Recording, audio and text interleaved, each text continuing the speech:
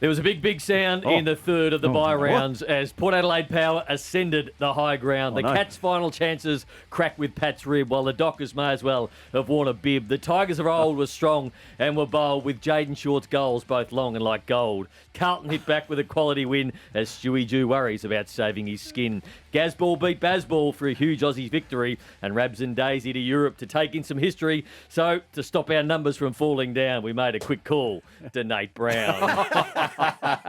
You like that one, boys? Hello, Browny. Daisy and Rabs are away. This is Triple M Footy's Midweek Rub, exclusively on the Listener App. Lee Montagna, Damien Barrett. Oh, I thought you were just filling in, Browny, not taking it over. I like it. Well, I thought I'd listen to the show. I'm an avid listener of this show. I always like the rhyming slang in here, so I thought I'd bring that to the table. Well done. How long did it take? That was very impressive. It didn't take that long at all. I'm quite good at that sort of stuff. But 6 teams with the bye this weekend, and it seems like you get serious straight away? The media, and in particular this program, We don't get serious straight away. are on the bye as well. Okay, So you've got Daisy and Rabs, who I don't understand how many people go on buys in a football season when it is only a 6-month of the year job. Couldn't agree more, Brownie. I'm jealous of everyone who is doing that, by the way, but I'm with you on that. You and I are the only few, amongst the few who stay around. Although Joey, you noticed today. I always stay. I don't take any holidays in season, although I'd love to be over in England right now. We'll get to that in a minute, but Daisy and Rabs both over in the UK. What a Royal good Ascot. time to be there. Now, he's representing a gambling company, obviously, and I'd imagine that I'm the benchmark for gambling companies as ambassadors in this country, and I've never once stepped foot on a plane to represent Sportsbet, and he's over in Royal Ascot, a bogan from Druin. That's how it works, isn't it? That's how it works. Speaking of not only staying in Melbourne during these periods of time, Brownie, we noticed something that both had us rolling our eyes when we walked in today. Joey Montagna. He's put a boy on. He's put a boy on. He brought Properly a boy walked in. in with a work experience kid from Doreen. I didn't know. I was wondering how long this. I thought maybe you'd save it till Sunday, Brownie, but okay, it's I gone. said to the young kid, I said, have you learned anything yet from Joey? He goes, no. And And I what he said, what have you been up to? Nothing. And he's chosen you, Joey, to see how it works. Isn't Yeah, it? it's just look. It's just one of my mates, or my best mate's sons, who just wants to, loves watching all the shows and listening to everything, and just wants to get a bit of a look behind the scenes. So I said, come along for a day. So has he been with you all week or just today? No, just today. So how's your Wednesday look? You've rolled into Triple M, and Well, that'll be it, won't it? Well, it works out pretty well because I'll go over to Fox Footy as well and do a little bit of prep for AFL 360 tonight, so we can have a look around at Fox Footy as well, and just and then I might have to take him out for lunch, and not sure what else we'll do. But He looks absolutely pumped to be with you, by the way. He couldn't have been more excited, the young man. And Could Brady- not have given us stuff. I haven't checked this out as much as I would like to have, and I haven't got to the bottom of it. But I have been told that your segment on the Sunday Footy Show, which is must watch, the segment called Media-Ocre, are you aware of it? I am indeed. Everyone's nervous about being on it. I'm now hearing it is causing problems for you. Now, I've been given a name. I just haven't yet consulted that person who I've told consulted you about it. Yes. But I believe it's causing friction.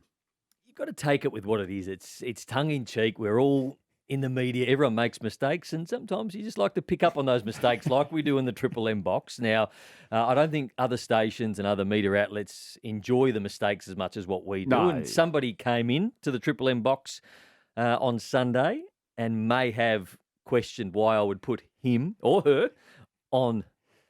So you do another Mediocre. podcast. Is this real? This is sort of glass jaw worthy, is it? You think Yeah, someone to get a bit sensitive it could about a be little glass jaw Nathan worthy. Brown sort of satire? I just want to get that person's version of events before I declare it as glass-worthy, Okay. Joey. But but what I've been told, and you're right, I mean, we cop it ourselves, and we are precious at times in Triple M too, but other people don't seem But to your mail find is the good. humour in But it. it was pretty easy because they came into the Triple M box, so any number of people could have told you about it. Right. Well, we will. But that's the first we one. will We've done, reveal what is all. it now, round 13, round 14. So we've been probably 4 people every week going mediocre. Tom Brown's been on there, Tommy Morris. Everybody takes it in the light it's meant to be. But unfortunately, it's the first one that's cut up rough.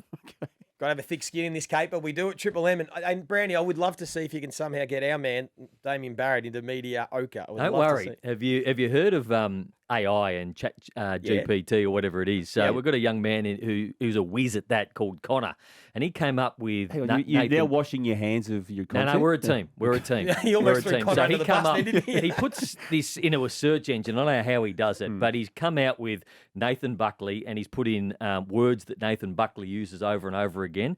And it came back Oh, wow. last week that he uses the word capacity a lot. You realise So- you're probably giving up a trade secret here publicly for this guy. He's probably trying to forge away, Connor, and he's outstanding He's operator. very good at what he does, You're now Damo. just letting other people in on how he operates. Yeah? He's very good at it, Damo. So we'll keep doing that. And I believe that he's put the word Damien Barrett into his little ChatGPT this week. And we're going to see what comes back. Very good. Joey, can you host it? It's normal for you to host this show on Real Estate. I know. No, Has Browny he comes pulled rank? straight. He pulls rank. He's the self-appointed skipper of Look at him. Triple M. He's come Smug.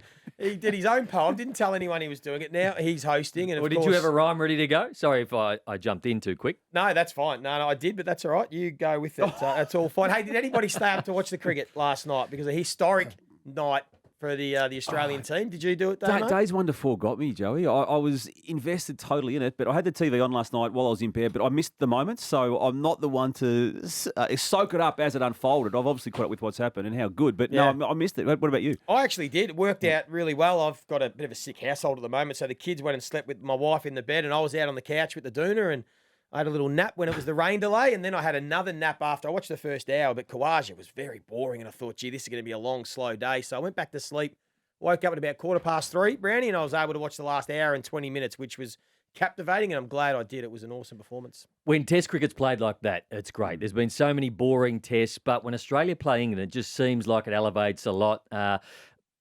I loved it. I've stayed up probably day 2, day 3, day 4. Couldn't stay up last night. The rain delay got me. But Test cricket, I love it in that format. We watched day 1 together, Brownie. We did. At the Judd Cave. The Judd Cave, Yep. yes, we did. And more people are going to watch it now for the rest of the series. That was awesome. And then Royal Ascot as well was on. So I watched Coolangatta. It was a bit disappointing. And I've seen some of our names over there. Campbell Brown has posted in his top hat and tails at the races. Joel Selwood's over there as well. He's posted some photos. So a few of the boys over at Royal Ascot as we speak. And the Well, they Bogan were. from Druin. And the Bogan from Druin is now heading there as well. Our boy Daisy. So we did a game Sunday, Joey, and the Carlton Footy Club had a good win. They needed to have a win, but really, it wasn't the greatest game of football. They kicked 9 goals in that second quarter to set it up. But how do you see it? Well, the other 3 quarters were pretty average, weren't they? It was great they got the win and relieve a bit of pressure for Michael Voss and for the playing group just to feel that joy of winning. But 6 goals from a centre bounce out of 9 in the second quarter doesn't necessarily reap that your whole game plan is now being fixed. So it's going to be fascinating off the bye what they can do. But as we know, it's amazing what a little bit of confidence, Damo, and just getting a win can maybe just do for their mentality. This is Triple M Footy's Midweek Rub exclusively on the Listener app. Lee Montagna, Damien Barrett. I'm Nathan Brown, in for Dale Thomas, who's over at Royal Ascot. Damo, plenty of news going around. Yeah, I just wanted to start this part of our chat today, Brownie and Joey, having a look at what Melbourne is doing to the opening of round 15, that being a Thursday night game at the Cattery against Geelong. Heading down the highway today to train, which is understandable, on the Oval, on the Kardinia Park Oval, but then staying overnight as though it's one of the great road trips of a season. Now, I don't get it. Last time I checked, there's a bit of roadworks going on between Melbourne and Geelong, and it's not a nice drive. I'll table all of that. But it's 75 kilometres, and it might take you about 75 minutes. I don't get why you need to stay down there. And actually, I think even put in more focus what you're doing. You two are chuckling over there. Yeah. You don't like it, but I'd like it. I think it's good. You're going down there to play football. You got one thing on your mind, and that ground down there, the dimensions are like no other ground. But so I'm talking about training staying on it, overnight, Brownie. I get the training session. Come back to Melbourne tonight in your own bed and then go back down tomorrow. You don't really want to go down there, train, then drive all the way back, drive all the way back. It's still an hour. Hardship of a footballer. Hey? Hardship of a footballer. It's not hardship. It's just doing your job. It's just doing what the club wants you to do. So they've decided, let's go down there. We've got a job to do, train on the ground, stay there overnight, and then we hit the ground running the next day. I don't see anything wrong with it. They'll be so bored in the lead up to it. They will. Yeah. It'll be interesting. First of all, I'm surprised Geelong are letting an opposition team train on their oval. Why would you be giving a leg up to your opponents? Because Geelong have the right to obviously say no. They probably. So that's- I hadn't even thought of that like, it's aspect not- of it. So why would they actually allow It's Melbourne? 2023, Joey. Hey, 2020. okay, you've Things still are gotta- different. You've still got to have some advantage. If you get any little 1% advantage, we talk about trying to get 1% advantage in anything. Yeah. And Yep. Geelong are just allowing Melbourne to get a But it's real a sign of the times. familiarity with the ground dimensions. As you said, they are unique ground dimensions, so that's very nice of Geelong. So they're going to have dinner and then go to their hotel rooms in Geelong, and then they're going to wake They up. do this whether they go to Perth or whether they go to Adelaide, they go to Gold Coast. So they're used to doing it. Perth's 5,000 kilometres away. I understand Gold that, Coast is a Damien. couple of thousand kilometres away. But they figure, this is 75, let's keep them Brownie. off the road overnight, There would coming be back some in the morning. people who would take more time to get from their home to the Melbourne base to catch the bus down to Geelong, I would have thought, than the actual bus I want to trip get to Geelong. stuck in Melbourne traffic, They Damo. train at Casey. It probably takes half of them as long to get to Casey to train And than it does longer. to play at Geelong. Strange. I'm they're not calling a it young, out, Brownie. and they're not a young group. You know, sometimes I get if it's a young team, you might stay together, but that's a bit bizarre. And guess what? If they win, they'll tell us they did the right thing. And if they lose, it'll be Absolutely. spoken And then about. I'll be backing them up, Damo. Yeah, fair enough. Yes. Hey, we've talked about this the last couple of weeks. North Melbourne has a bye in round 15. I raise it today in the context of Alastair Clarkson still being out now for the past month. There was always going to be a period in their calendars, North Melbourne officials, to at least open up their own conversations about how that looks upon his return. It's not imminent. I've spoken to North Melbourne people in the past week, and it's not imminent. Now, again, use your own definition as to what imminent means, but it certainly won't be for the week out of the bye, the way I read the situation. You look at the fixture, there's a game against Hawthorn in round 18. Now, there was already some angst about Alastair Clarkson even early in the season. I think it was round 3 when he didn't want a bar of anything to do with that particular matchup. I'd be surprised if he's taken himself out of the system for Hawthorn Football Club reasons, mental health reasons relating to the racism issues, if he was to come back and coach for that game in round 18. Now, that's just my opinion on it. But we're now getting into the very end of the home and away season. The only other thing North Melbourne will say is he will be coming back. There's just not a known time frame on it. So that's 100%. So there's no small chance that we never see Alastair Clarkson coach again. The line from North Melbourne is he will be coming back. But there's been no line from his end, though, whether he's considering whether he wants to coach again. Is there? There's been no sort of communication out of his end. There hasn't been. But we People have presume- been talking to him, Joey, from okay. both North Melbourne and outside of Right. it. But what they've Yep. chosen to do from a club perspective is to not then talk about that as a collective. So they've deliberately done it that way. It's a plan from the outset to make contact if you feel the need to and if he wants to as well, but to then not talk about what you're talking about with him. Would you have a problem if it ends up being the rest of the year? No, I wouldn't. No, in And fact, it feels probably that maybe if you're saying round 18 would be awkward, Hawthorn, round 19 you're coming back with 5 bit weeks to disjointed go. if he comes back in, isn't it? I'm probably feeling now that maybe it's That's the a best to possibility. just wait till next pre-season, start Yep. fresh, let the dust settle a bit. And the intent is when he does come back to come back as the main person, not to share it, not to give Brett Ratton or whoever else is going to be his offsider in that senior sense an equal share of responsibility. No, it'll still be the main man. So Damo, obviously annual leave or compassionate leave or sick leave works different in an AFL system than what it does at a normal business or if you work as an accountant or anything like that. So is it Alastair Clarkson still being paid? Does he have to take compassion leave? How would that work at an AFL football club? it's a good question, Brownie. I believe he would be, but again, haven't got the absolute answer on that. It'll be a private conversation that Alastair is having with his people and the North Melbourne Footy Club. And just on that, it's not as if it's a never-ending stream too. I mean, that conversation has to be had from a club perspective as what are we doing with this You wage? can't pay somebody Forever. long term to not Forever. do a job. Yeah, and that's not a conversation they're having right now. I mean, as we know, that's the case because North Melbourne has spoken to the AFL about actually going outside the soft cap in order to properly compensate Brett Ratton for what he's doing, given he came off a basically 2.5-day contract prior to becoming the interim coach. Just on coaches, Stewie Dew and the Suns, it seems to be this time of year, every single year, by period, that we talk about their relationship. Now, last year, they had a 7-win, 6-loss scoreline. At this stage, this year, they've got a 6-win, 7-loss scoreline. To me, it just never changes, Brownie. This whole narrative around this club and this coach. I agree. I haven't seen them play as bad as what they did. They were uncompetitive last week. So me and Joey did the game, and Carlton weren't much better apart from one quarter. It was almost unwatchable apart from the second quarter. But what Gold Coast served up was nothing like what they've served up so far this year. Negative 55 in uncontested possessions.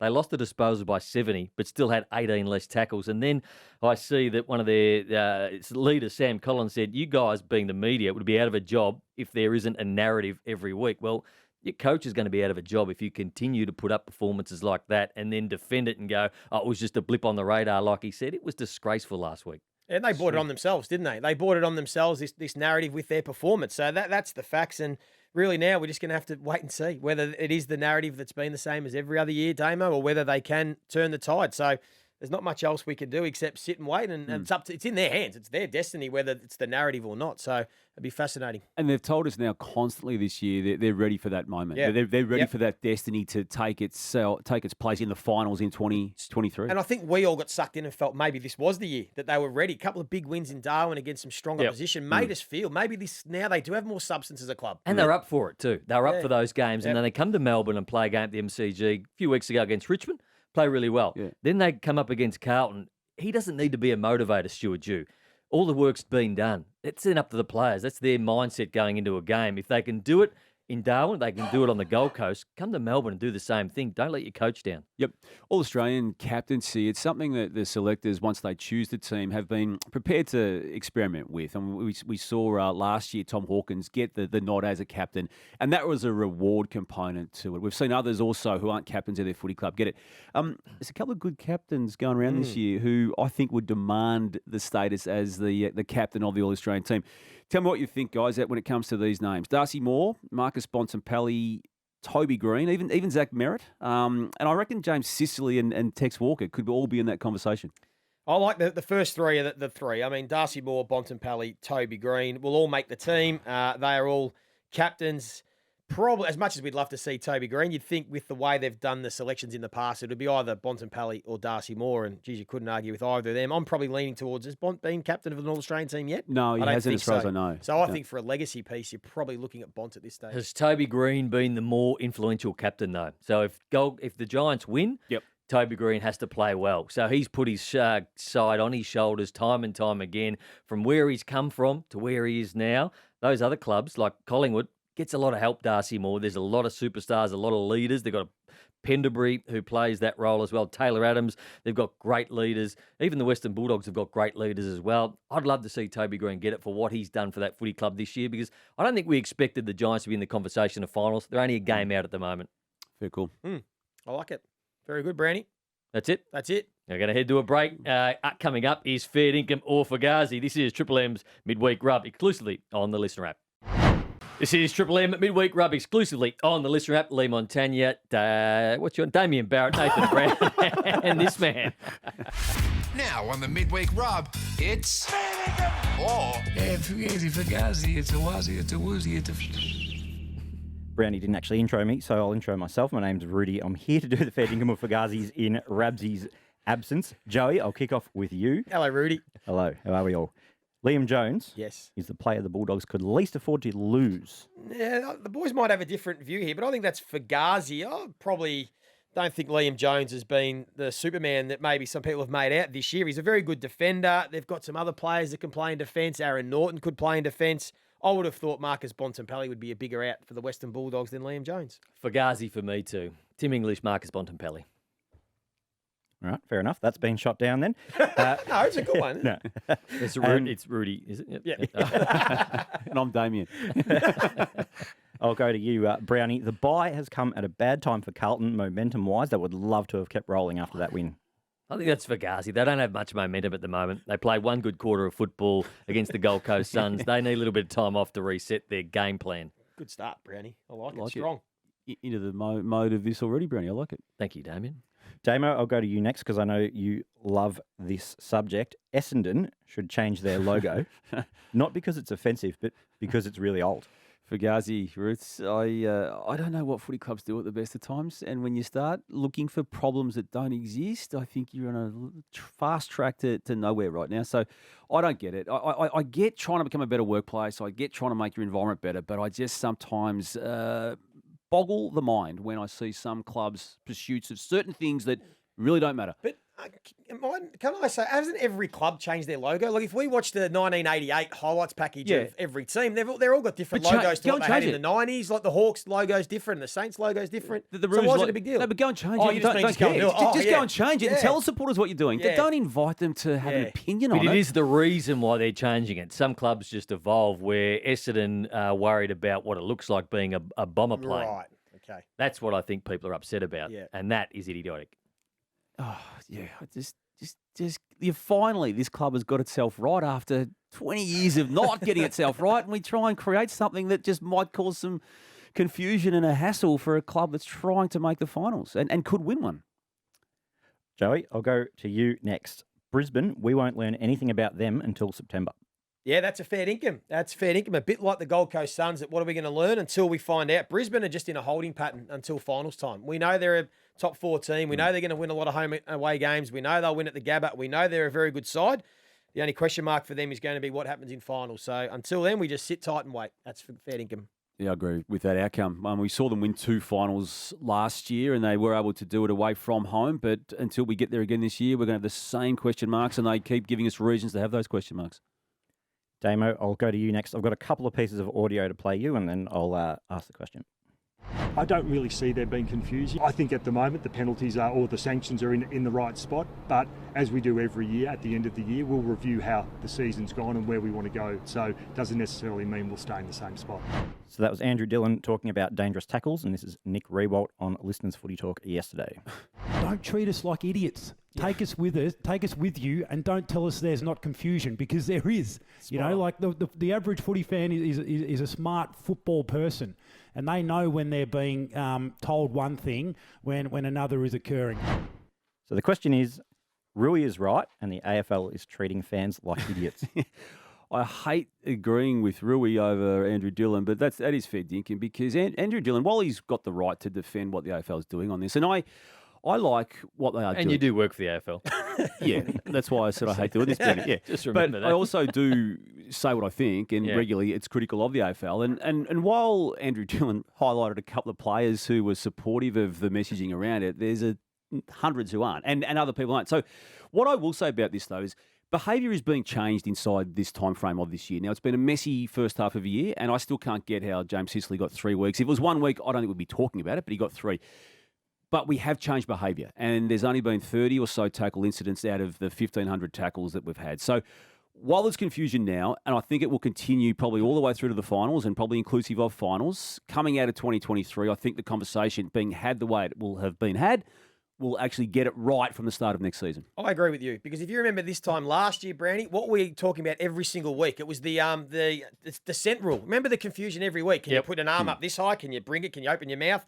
And we were going back and forth, and how messy it was. Now, 12 months later, we found a line, we've changed behaviour, and everyone moves on. Protected area was the same. The protected area and the stand on the mark rule was the year before. We will get to a point, I agree with Damo, where we change behaviour and it won't be a big deal. It's just got to get through this little messy, tricky period. Yep. Brownie, I'll go to you here as a representative of the Friday Huddle. Chris Judd clearly misses the Friday Huddle. That is fair income. That is fair income. Because I got there and we've done the Judd Cave for probably the last 5 years, and it seemed like this was the least anticipated, because it's always been a great night. I got there first and I said to him, "Oh, you would have loved this to come around. You would have loved your Friday night off." And he goes, "No, I'm looking forward to this. I loved it." So I think Chris Judd misses the Friday Huddle. He misses football. He doesn't miss being at Carlton on the board, because he did a terrible job at that, but very much part of the Friday Huddle. Rudy, can I ask you, Rudy, are the Friday Huddle missing Chris Judd? No comment. The ratings are wrong, Joey. Yeah, I don't think he misses us every week, Brownie. I think he just misses one now and again. And does that mean you were first there and last to leave? Is that right, at Juddy's? I left about the same time as Damo, but I was first there. Yeah. The ratings, though, will be back. We'll be back. Don't you worry about that. Let's get a little less awkward here. Damo, I've got some more audio for you. But first of all, the question is, Tom Brown has some competition in the footy plane spotting stakes. You're one of them. You watch all the planes. I'm one of them. I actually had out at Brizzy Airport on Wednesday morning. Hang on. You go to the public car park at Brizzy Airport and watch jets take off and land. Yeah, there's a viewing platform about 500 metres left of the terminal there. So wander out with a coffee and kill a bit of time. It's good. List the 3 current models that Qantas have in action in the domestic routes. 737-800, Dash 8 400, and they got the A330 as well. And my girlfriend Ellie is down in Melbourne. She'll probably be watching. She's starting to be a pilot with Jetstar. So for context, that's Brisbane fullback Liam Payne. Is it? Yeah, he's a big plane watcher apparently. And so what? Tom Brown has I'm confused. Tom Brown has some competition in the footy plane spotting. Oh, he clearly does. He clearly does. Yeah, that's fair income. I hadn't heard that before. I'm actually a bit worried about that. It was roaming Brian on Friday night. It was incredible to watch. Incredible television. We were at the Judd Cave watching the cricket, so we missed that. We were watching the cricket, and just back on Juddy. every second week, you probably have to use the dump button. He's that loose as well. So it's a big job for Tunnicliffe. I'll go to you, Joey. Bernie Vince could be a chance to quit media altogether and become a local footy fill-in full-time after his massive Carlton draft performance for Maryborough. 36 touches, 8 goals, 9 behinds. No, that's Fugazi. They won by 230 points. I think Damo could have kicked 6 playing in the forward pocket in that game. I would have at least got a kick. For sure. So it was a great effort by Bernie, but no, let's not get ahead of himself. Browny, Fremantle are the most disappointing team of 2023. No, it's Fugazi. The most disappointing team, I think, is Carlton this year. They should be playing finals. With the list they have, they should be pushing for top 4. They were great last year, apart from the back end. But Carlton, for me, the most disappointing team this year. You could have gone a fair income there. Could have. Chose not to, but you could have. Well, I said Fugazi, so yeah, so I didn't, because I don't think Fremantle have been the most disappointing. I think Carlton have. Well, would you like me to go over it again? Fremantle won a final last year. Hey? Fremantle won a final last year. Yeah, but I think there's more expected of Carlton and the club they are, the stars they have at that football club. I think Fremantle played above themselves last year. Fremantle is still the 4th youngest team in the competition. That's getting forgotten about. They were younger than the GWS Giants on the weekend, so they are still young. You could about say Sydney. I mean, a team that's really disappointing. Even Richmond was still high hopes at the start of the year. A lot of people had them in the top 4. So there's been a number of teams, actually. All right, one last one for you, Damo, as the ex-Sheffield Shield scribe in the room. If Australia becomes a republic, Pat Cummins should be installed as president. No, we went through that as a nation back in the late 1990s when Eddie Maguire was with Malcolm Turnbull as part of the push. So no more. So that's Fugazi. That's Fugazi. Just a really good cricketer, Pat Cummins, who we're all embracing. I've got one late one here. The GWS Giants, for the benefit of the AFL and them, should relocate and be played out of Canberra. They've got no identity. Yeah, I know. No identity. Or they should have been called Penrith or some sort of town out in the west so they could be drawn to. Someone could hang their hat on it, know what it is. Greater Western Sydney. Open to it. I'm open to the idea. Greater Western Sydney does nothing for me. Can they split a bit more of their time with Canberra and West Sydney? Like Hawthorn does with North Melbourne. But Canberra's an AFL-type town more than what they get good Greater crowds, Western Sydney relatively is. good crowds at Canberra. Yeah, I just don't get it. I don't get the No name. crowds are going to Giant Stadium, are they? It's very bare when you look at the Giant Stadium game. They would have been better calling them the name, a town out that area so people could acclimatise to it and been drawn to it. The only problem with that is that they don't want to live out there, and that's just a statement of fact. The players want to come and live back in the CBD, and that's why they actually came from the area of Blacktown back to Home They don't Bush. have to live out there, Damo. As you've quite rightly pointed out, the Melbourne Football Club are going to live in Geelong one night and then go back to their homes. But the success of Penrith and Parramatta in that region of New South Wales is because they are local teams with local players. So, understand Who that, but the embrace- players don't all live out there, though, do they? Oh, well, not I'd imagine when not you're on everyone. 600,000 here, you'd But probably they're move in a bit. long-established sporting bodies. But you've got way off track at Fed Income. I was about to say Listen, that. don't come in Okay, here. he's Don't come in here inserting as the fill-in for the bogan from Druin and take it over, Browny. Sorry, I asked you a question that you had no answer for. I gave you a good answer. Not It's your just segment. It's just a boring topic It's for not Fair your Dinkum and segment. Fugazi. It wasn't your segment. Throw to This the has been break, Triple mate. M Footy Midweek Rub exclusively on the Listener app. So you got Nathan Brown, you got Joe Montagna, Damien Barrett. How do you think the first segment with me has gone, Damo? I think you've been a more than adequate replacement for the bogan from Druin, but you just got ahead of yourself in that Fair Dinkum and Fugazi bit. So I thought I'd bring something to the table. There's nothing worse than someone coming in and offering nothing. So I thought I'd bring something to the table. Okay, let's get into the game predictions. But before we do, let's have a listen to what you guys predicted last week. I may as well go with Carlton as my certainty, just to ramp it right up here, having sworn off them for 6 weeks in a row. Very good. Fremantle's my certainty as well.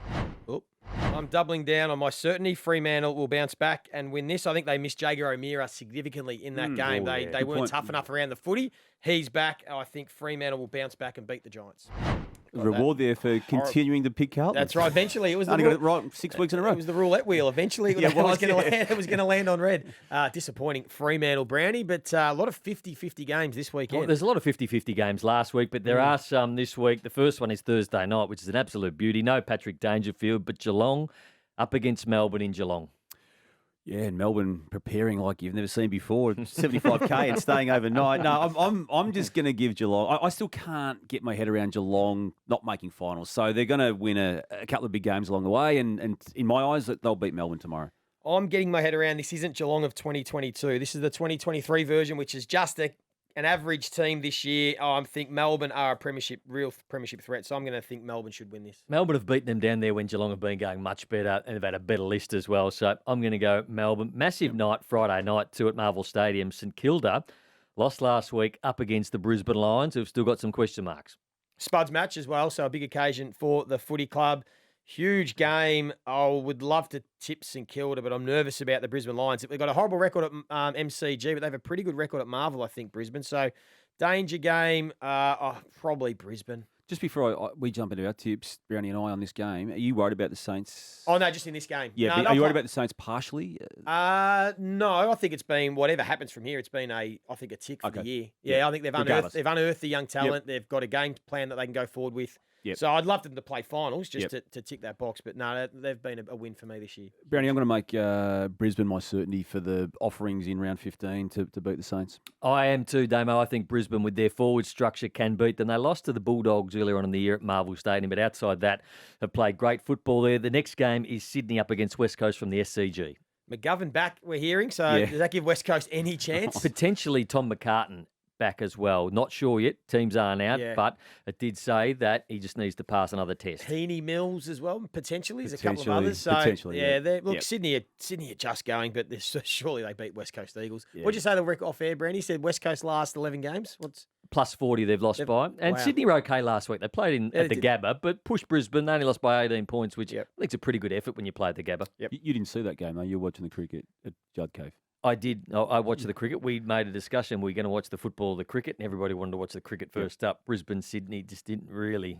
Couldn't the Judd Cave get the two TVs next to each other and have the footy and cricket on? No. Along with the small pool, there's another small issue with the house.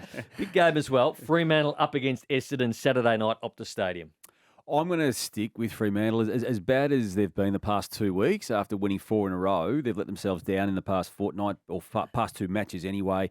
I'm just going to give them one more chance. I still feel they could get on a roll and get close to getting back into the 8. So if that is my belief, I'm going to have them beating Essendon. If it wasn't Jager O'Meara, the reason why they didn't win, it's now Sean Darcy, and I think he's going to be back. So I'm going to triple down and go Fremantle. I think he might be. So I'm going to triple down Fremantle my certainty this week to beat Essendon. Okay. If Darcy's in, I tip Fremantle. If he doesn't play, I'm all over Essendon. I think they've got pace on the outside. Both clubs have got pace. But right now, as it stands, if he's not in, I'm tipping Essendon in that one. Collingwood, Adelaide at the MCG Sunday early game. I'm giving the Crows a chance. I'm not yet sure, and I'll work it out in the next 10 seconds if I'm going to be brave enough to tip them. Yep, I'm going to tip the Crows. There you go. My upset for the Crows to beat Collingwood. Remember, they were 16 points up at three-quarter time earlier in the year. They only played about 7 weeks ago. You were just asking yourself questions about what you were going to do in the near future. I was trying to buy time to say... We're on radio, Damo. I was going to say I might tip them tomorrow, but we got to tip them now. So, Crows.